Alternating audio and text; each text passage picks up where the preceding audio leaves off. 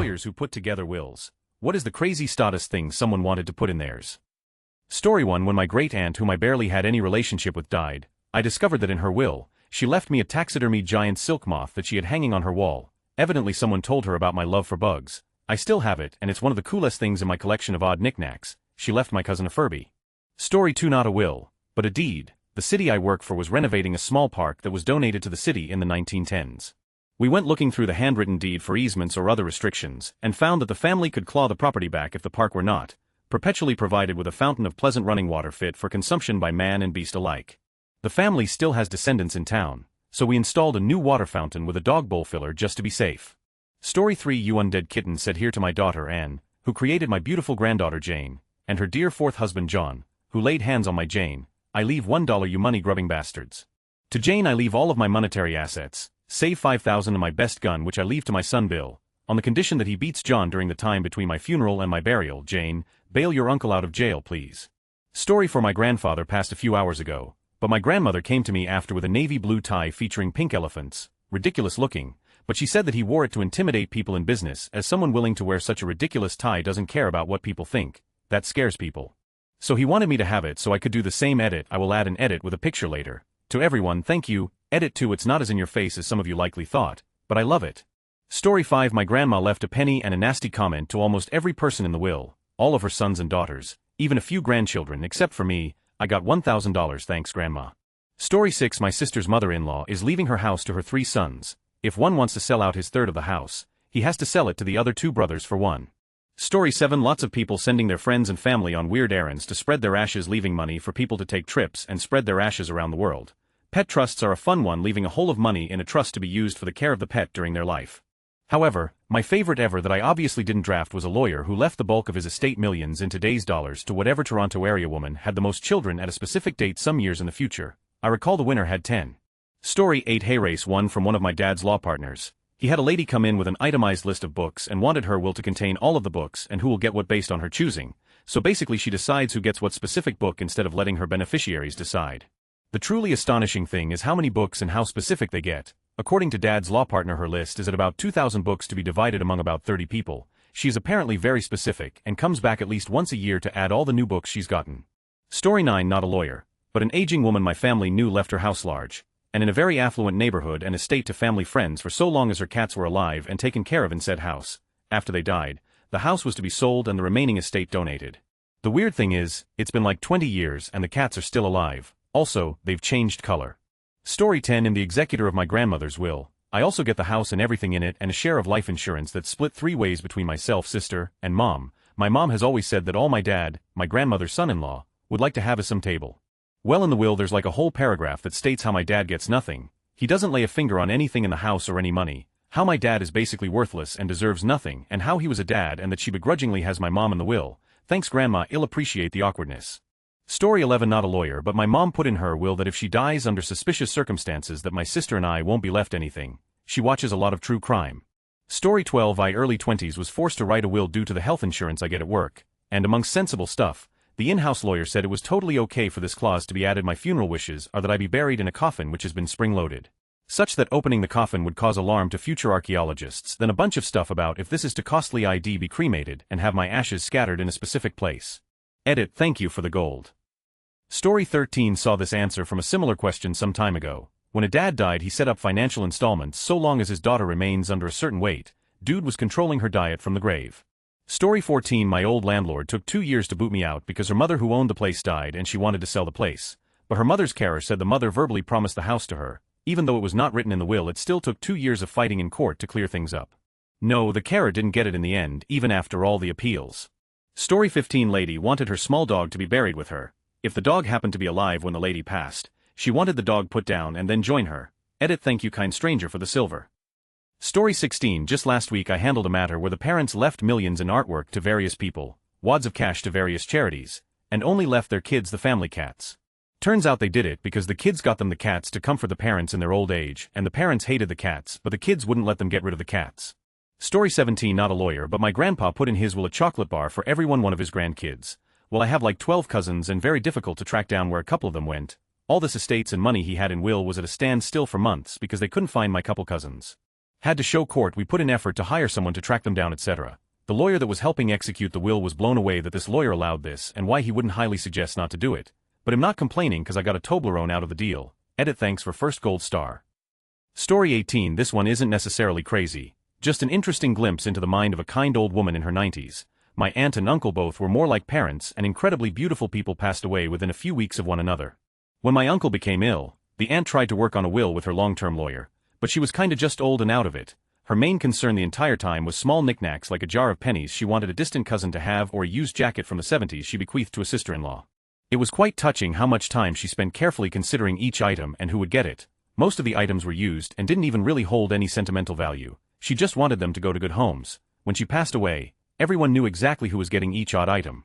The real kicker is when the lawyer told the primary beneficiaries that she never got around to the bigger assets and all that jazz. She basically told the lawyer, pay for our funeral and anything we owe and then family members X, Y, and Z can figure out the rest. It ended up being millions in homes, lakefront property, jewelry, antique firearms, vehicles, life insurance policies, stocks, bonds, gold coins, etc. etc. Luckily, the family is very close and everything went off without a hitch. They were amazing people who wanted to keep family items in the family. They just didn't put that much weight on their incredible wealth. They also hid their wealth amazingly. We all knew that they were very comfortable, but no one had any idea they were deep into 8-figure assets.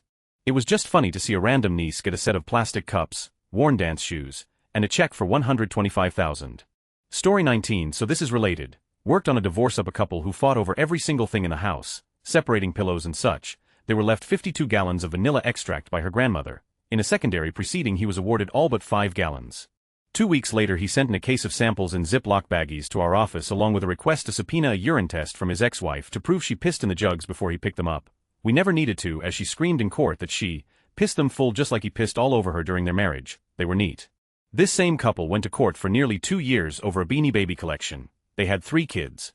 Story 20. My grandpa gave me all his tools, which sounds dumb, but we are in the same trade and it was a real life changer. It included a lift in his old shop truck, so I pretty much got everything to start my own shop, but a building a pretty good chunk of change, and his dog Tanner.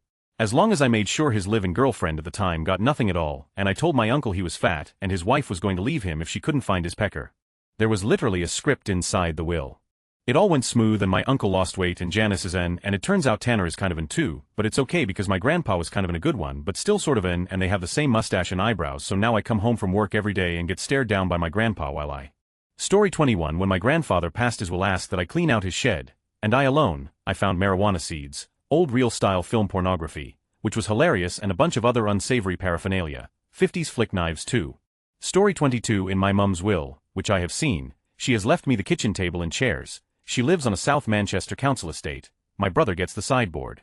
Story 23. Not a lawyer. Work for a will writers trust specialist in the UK, currently studying toward my TP. One of our earlier clients passed recently. Turns out the man she left almost everything to, including the residue of her estate which was considerable, was her regular taxi driver. She had also named him as her executor. He had no clue. The woman named as her executor and main beneficiary on her previous 2 wills, a close friend of many years, was understandably flabbergasted and contested the will. We responded to her solicitor's Lark v. Nugas request, informed Mr. Taxi Driver, who didn't even know our client had passed, and the will was upheld. Aforementioned friend was left a legacy of $5,000 if I remember correctly, but her nose was clearly out of joint. Bonus observation: it takes a lot less than $5,000 being up for grabs to make families turn against each other. Can get really nasty. One of the most startling things I've learned in my short time in this business. Story 24. Not a lawyer, but I worked with plenty of estates and trust accounts over the years. This particular scenario isn't so much about the will itself being strange, but the circumstances that led up to the trust account being opened. I used to work at a bank in the estates department. I was an administrator who had to manage the files, including encroachments upon the capital I.e., I want to take some money out now, please. I had this one account, multi-million-dollar trust for one single beneficiary, the son of the deceased. What's interesting is that the son killed the parents, with a hammer, in grotesque and brutal fashion. He pleaded insanity. He would call once a year from the penitentiary mental hospital, requesting $50 for commissary to buy chips and gum. The call was always strange. He was very polite, very doped up. The quality of the call was always very tinny, like he was far away from the phone. Story 25. I read a lot of estate documents as part of my job. There is so much subtle shade in them occasionally. They can be pretty entertaining. One super wealthy lady had a huge section for the care and well-being of her pets, with primary and successor caretakers. A certain amount of money from the trust for care and feeding of each pet. One pet owner might receive $3,000 a month to take care of one of her pets after she passed, and certain stipulations on how they were to be cared for. While some might see it as excessive, the language and stipulations she had, and how they were referred to showed that she really, really loved her pets. In that same will and trust, she also left a slew of people only $1, so that there would be no chance they could take the trust to probate court on the basis that they were merely forgotten. That part had so much subtle shade, a lot of they know what they did, they are well aware of their guilt in the matter, etc. She split up about $2 million among 5 or 6 different animal rescues and animal welfare charities. It was around 200 pages long, and I swear I read the entire thing just for the sheer entertainment value. Story 26. I once wrote a will for a guy who thought he could get away from giving his ex-wife half his assets by putting them in a will for his kids. Doesn't work like that, buddy boy. Story 27. Not a lawyer, but my grandmother's will stated that my father had to outlive her by a certain amount of time. I honestly don't remember exactly how long. I was 15. My father died less than a month after she did. So instead of things going to my father, the next step was the estate being divided between me, my sister, and 2 cousins. It was so bizarre. Story 28. Not a lawyer yet, but one interesting case in inheritance law that I came across was the one of a super rich owner of a private bank, who left his shares to his sons under the condition and restraint that they will act as managers of the private bank, but with a personal liability concerning the bank's debt. So what he did was giving them the money and commit them to lifelong work in the bank, while putting their own assets at risk. So when one of the sons decided to sell his shares because he was old and sick, the courts had to decide whether he gets any money from the will. The condition was not fulfilled anymore as he gave up the manager position. One other son wanted to sell his shares. Of course that would not have been allowed under the condition either. Edit for those interested. These are the court rulings for the case OLG Minchen 21U183607 and BGH 4ZR20207. Story 29. I'm not a lawyer, but my dad put something really weird in his will. I, 17-year-old last year, was the recipient of a rock thrown at my head. I owed it to my dad's quirky sense of humor, and he probably thought that it would be the funniest to ever happen, and it was even any special rock, it was one you'd find at the bottom of a river. Anyways, this year I was reading some of the stuff he had written, as I was never allowed to see the will, being that I was too young at the time and didn't think he'd end up dying. Regardless, the note under my name and recipient items I was to get if he died was throw this rock at and hit him in the head with it, but make it surprising, and I was thinking, what kind of a will is this? Then I read a little further on, and he had left a note saying this is the rock that I had hit him in the head with when he was teaching me how to skip rocks when I was younger, and I hit him so hard it dented his skull above his ear, and it never really healed. It was the most meaningful thing he'd ever done, and after all the years me and my dad had messed around with each other, it was his way of winning and taking the final crack at me. It was so heartfelt it moved to tears. He got the last laugh and I was completely okay with it. Edit. Thank you for my first gold. Edit. Thank you for the silver, caring stranger. Story 30. Might be late to the party and not a lawyer, but my great-granddad had a clause in his will that stated something along the lines of, if any of the beneficiaries decide to dispute the contents of the decedent's estate, their share becomes one and nothing else. Seemed like a pretty good way to maintain harmony among his survivors. Story 31. My grandfather left me 100. He had dementia and confused my dad, ripping him off with me. He left the rest of the family between 100,000 a few million each. They all said they felt horrible because they knew the details, but not horrible enough to give up any of their share. The way I see it is, it was never my money to begin with, so it's not a loss. I'm just glad my sister got 100,000. She needed it more than any of the others. Story 32. My own grandmother specified which of the children and grandchildren should get which of the family recipes, and somehow felt the need to include commentary about why certain decisions were made. One recipe was this Prohibition-era recipe for beer, which I knew my uncle, also a home brewer, wanted, but she left it to me, with a comment that I know you wanted it, Teddy, but she has the second best penmanship of the girls and will make you a copy. And then like 8 pages later, in among the specific descriptions of her vast collection of romance novels really, was a line and specific Jude Devereaux title to Spidey, who will please subtract about half the hops before she copies the beer recipe for her Uncle Teddy so that any of us can drink it. Our John had his IPA last summer and just about died. Uncle John just about burst into tears laughing, and Uncle Teddy had long since left the room because he has no whatsoever to give about romance novels. Uncle John, of course, was still in the room because there was also still yangling, and no, I have no idea how she got this will done. My guess is she wrote it herself and the law students who come to her independent living building signed off on it. It was elaborate, that's for sure. Total value of the estate was well under $8,000, so it was mostly a funny last letter from Grandma. Story 33. Not a lawyer, but helped drive a dear elderly friend of mine to his appointments to have his will redone after his wife died. He was a member of a VFW that was very badly mismanaged, to the point they were coming to him to bail them out of debt for thousands every other month. At the same time this was happening, the commander of that VFW had his wife begging to borrow money for their personal account as well. He tried to have it put in his will that while he had planned on leaving the majority of his money to the VFW, he could not in good faith leave the money, knowing it would be so badly mismanaged, and probably used to offset the addictions of people in charge. Attorney would not allow that, but he did agree to hold a letter with a man's explanation for after his death. I am assuming the attorney did send it, because I know the commander and his awful wife have been stirring up trouble with the man's family, trying to have his will contested. Story 34. When my great-granddad died in his will, he stated that his coin collection be split equally across his family. There was like 8 to 9 of us and 3 potato sacks full of coins, so we all gathered round a table and each took 1 coin each until nothing was left. Among the coins was an iron cross, which was quite odd as the only person on that side of the family that went to war was his dad, and he served with the Anzacs in WW1. Story 35. I am a qualified solicitor. My favorite two are 1. A lady wanted to create a trust fund of 100,000 for her pet fish. When I asked if it was a special kind of fish, she confirmed it was just a normal goldfish, but she wanted it to be fed fresh avocado every day and be looked after by a local dog walker after she died. She was absolutely serious too. Another lady confessed she had a secret daughter, and she wanted to leave the daughter some money and photographs without the rest of her family finding out. Even her husband does not know. That will be a fun conversation when she passes away. Story 36. Not really the question, but related. A lawyer once advised my 90-year-old aunt to adopt me 24 at the time to avoid paying inheritance tax. Now I'm not a big fan of tax avoidance, but her last name is Falcon in my language, which is immensely cooler than my current surname. Almost would have done it. Edit. A lot of people are asking why I haven't or saying I should have. There were several things giving me grief about that plan. Not only that I really loathe tax avoidance from all my heart, in the end it wasn't even necessary. My aunt just gifted me parts of the land she wanted to bequeath to me. So neither the gift nor the inheritance will come over the tax exemption amount. Story 37. Had a very attractive woman with terminal cancer try to get herself stuffed by a taxidermist and given to some rich guy that had been basically a sugar daddy to her for a few months. She said he would give me $1 million a week allowance as long as it was in an official will that he could see. I sent her to a lawyer who I knew that would do about anything for a buck because I didn't want to end up in the news when she died. That was 2 years ago. No clue what happened to her. Story 38. My grandmother had her done when she was in her 60s. Nothing really wrong with that, but when she died, she wanted an open casket with her on display. Really, Nana, she passed away at 80 and got exactly what she asked for. Granddad had ended up sticking 2 strategically placed daisies on her, so she got what she wanted and so did Granddad. R.I.P. Granny, you silly BCH, love you. Story 39. A relative worked for a firm preparing wills and was confronted by an executor who had an edict to scatter the deceased's ashes from a microlight aircraft. He couldn't fly one. She kindly pointed out to him that the drafting said nothing about whether said microlight was in flight at the time of scattering.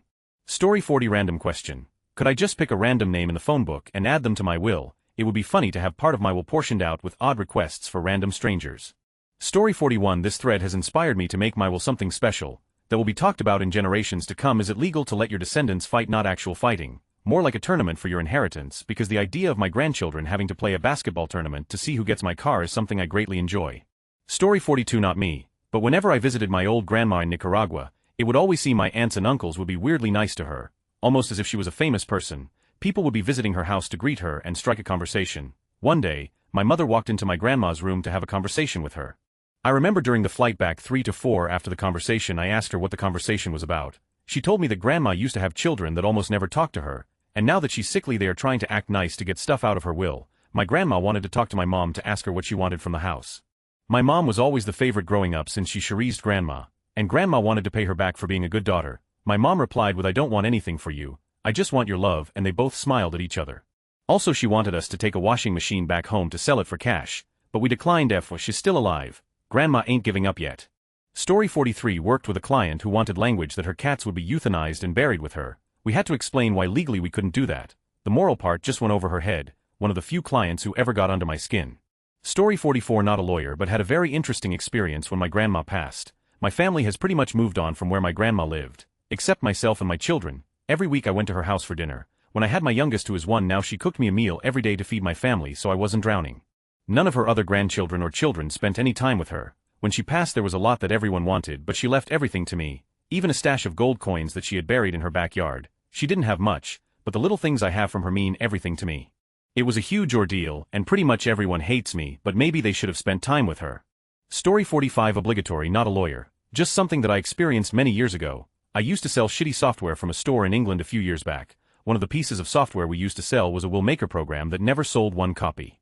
So I'm sitting there on the till when a very smartly dressed older gentleman comes in, pushing 90, I would imagine. He seemed confused and slightly lost, so I went over there and asked him if he needed help.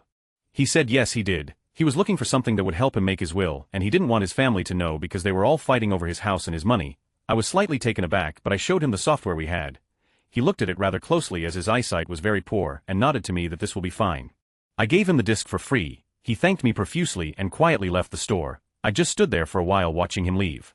Story 46. Lawyer here. Wrote in my own will that I wish to be cremated and my funeral shall take place 3 miles offshore. My ashes are to be placed in a small wooden boat. Members of my funeral party will then compete for a 10,000 prize for my estate by shooting flaming arrows at my remains. Crossbows are prohibited. Story 47. My grandfather has in his will to say hi so-and-so, just so he can say that he mentioned that person in his will. He tells lots of people in the family that they are in his will. It's a joke that only he thinks is funny and he won't be around for the punchline. I think it's brilliant. He has about 10 people mentioned. Story 48. My friend's father was insane, born poor and had polio, served in W-2 and built a business, 10 businesses in various industries, 9 rental homes in 3 states, bunch of cars and person property, sent 5 kids and their kids to college, took care of his infirm wife for 11 years without a break or assistance, but he was also refused to tell his kids anything, forbade them from know about his condition or visiting him in the hospitals for the 4 years it took him to die. He had transferred all of his assets to a living trust and used a variety of shoddy lawyers to make sure his setup kept running for 2 years after he died with his kids blind to it. It took almost a decade to get access, figure out what he had, and unload it, burned up almost half of what had accumulated, no apparent reason aside from stubbornness. Story 49. I advised on a will where the deceased had left considerable assets to people who were dead when the will was read. Nothing unusual in that, except that they were long dead when the will was made. The lawyer who made the will seems to have had doubts about his mental state, so sent him to a doctor for tests. The doctor gave him a full bill of health and said he was perfectly compos mentis.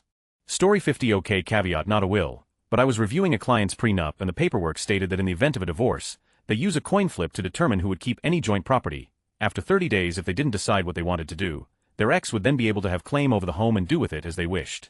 Oddest thing I've ever come across. Story 51. My great-aunt who had no children put in her will that after a certain percent of her money was distributed evenly amongst her nieces and nephews, the remaining money would go to my dad provided he use it to throw a big family reunion party. Even after her death she brought the family together. It was a great party in her honor. Story 52. My great-grandfather had a pair of socks that he only wore on Christmas Day with the family. They were hideous. After he passed, we found out he left those socks to my uncle in his will and told him to carry on the tradition, which my uncle has done. I've already been told I'm getting them next. Story 53. My father is heavily involved in my great-aunt and uncle's lives since their health has begun to decline, both mid-90s with no children, and has seen their will. They have a small fortune in excess of 1 million, and have left it all to a local dog's home. When he asked them about it, my great-uncle's response was, nobody has helped me in life, so I won't be helping anybody either. Story 54. My grandfather and his law partner opened a small law firm out of a broom closet, in a small Midwestern town in the 50s. Most of their cases were wills and contracts, small town stuff. His very first client was an old farmer who wanted his will made, that left, among other things, a taxidermied dog to his only son. By the mid-60s the firm was rapidly outgrowing their tiny office. A local lawyer died suddenly, leaving his office on the town square up for grabs. They took it sight unseen. My granddad and his partner got an awesome lease on huge law office suite on the town square, 30 yards from a courthouse. The first client guy died the very day they got the keys to the new office. His son was the first client at the new office. He came in with a taxidermy dog while they were literally moving boxes. He dealt with his father's estate, and planned his own estate, and then he asked my granddad to store the taxidermy dog for a week while he fumigated. My grandfather agreed to put the dog into an unused office, and the guy went on his way. When my granddad moved the dog into an upstairs office, he found a locked wall safe that hadn't been mentioned in the lease. The property owner had no idea it was even there, let alone the combination, and told my granddad he could have whatever he found. My granddad called his best buddies, a couple of young lawyers, doctors, a realtor, and the local mortician, to come help him crack the safe. They tried to crack the safe, even using one of the doctor's stethoscopes. Much to their chagrin, they failed miserably. Feeling defeated, they finally called the local locksmith, who managed to get it unlocked. They paid the locksmith before he looked inside, not knowing what sensitive material they might have found. That was a good call. There was no money, but they found a mason jar full of hashish, and a couple of quarts of moonshine. It all magically disappeared, and by complete coincidence the parties they threw were the stuff of small-town legends. The guy came back for the dog a week later, and my grandfather told him that he thought the dog was a lucky charm. The guy redid his will a few years later, and left the taxidermy dog to the firm. It was still there when I was a little girl in the 80s. Every time my granddad would bring me to the office I would pet it the whole time. Edit, thanks for the silver, anonymous redditor. I want spend it all in one place XD. Story 55. I had a Russian client, son of an oligarch. His father created a trust which provided dispositive provisions for if he was kidnapped and not found within a certain number of months. Freaked me out. I believe the will had similar language too, but I can't remember now. Edited now that I think about it. I believe there was a separate document in addition to the trust that provided that his will should be effective to the extent he was kidnapped and not recovered within a certain period of time. Story 56. My favorite is Ben Franklin leaving money to the cities of Philadelphia and Boston with the requirement that it be invested for at least 200 years. It became millions. Story 57. My dad told me this about when my grandpa set up his will. Basically, he first wanted to discuss the who gets what with his family first before putting it into writing. Smart. because that can nip a lot of issues later on in the bud. So, my grandpa is sitting down with his two sons, discussing who gets what.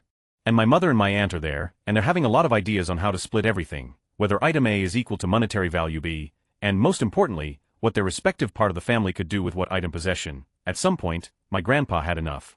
He told the wives to leave the room because hey, quit arguing about my stuff and money like that, I am not dead yet. But the most poignant thing he said was that he was dividing his earthly possession up between his sons, not their wives, not his grandchildren. He had two sons, and they would get the lion's share. There were provisions in there for individual items that he would ask people about. Do you want this? Would that thing make you happy? Could you use X? And he put aside certain monies to be divvied up between the grandchildren, cousins, etc. But he was very firm on who gets what, and he communicated it very clearly. This is my stuff, I decide. And the only input I value is by the two people I've known all their lives. Well, he died and everyone was informed and knew what to expect. My grandma is still alive. Years ago, around the same time that Will was being drafted, she decided that most of her most valuable possessions should be familiarly taken care of. She labeled all her jewelry. Put them in those little plastic bags that you freeze stuff in, because the bags my grandma uses for that have little labels on them that you can write on, made the whole thing easy, and then she eventually decided why wait and distributed them as gifts. She was getting up there, and she pretty much never had a cash-in to wear jewelry anymore except for one or two beloved items. I feel that there is an important lesson here. Deal with this kind of stuff early. Communicate clearly, preferably when everyone involved is actually there live, everyone witnesses it and can't deny it later. Not that there was any danger of that happening in my family, I think, but I guess my grandparents knew inheritance, and money in general, can rip families apart, and if you want to curb that risk, no matter how insignificant it may seem, you gotta address the problem head-on.